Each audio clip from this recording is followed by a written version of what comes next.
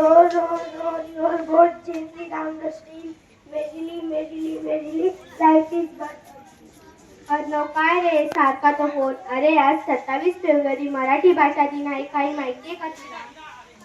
हो ग्रॅनी कमाल तो फक्त एक डे आहे. मराठीचं काय एवढं आपण बोलतो ना घरी मराठी पण करिअरसाठी तर इंग्रजीत लागते. बरोबर आहे अर्णवचं. मराठी फक्त घरच्यापुरतं ठीक आहे पण सोशल मीडियावर मराठी बोलणं थोडं डाऊनच मार्केट वाटतं.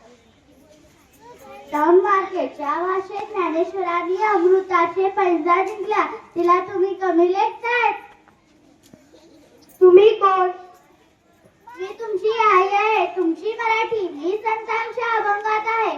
शिवरायांच्या तलवारीच्या पात्यात आहे आणि कुसुमाग्रजांच्या कणा कवितेतही मीच आहे. पण आजकाल आम्हाला तुमची गरज काय? सगळं तर इंटरनेटवर इंग्रजीत आहे ना. इंग्रजी ही ज्ञानाची भाषा असेल पण मराठी भावनिक भाषा आहे. आईला मदर म्हणताना जेवढं प्रेम वाटत त्यापेक्षा कितीतरी पटीने जीवाला आई या शब्दात असते. सॉरी आम्हाला आमचा शब्द पडला होता.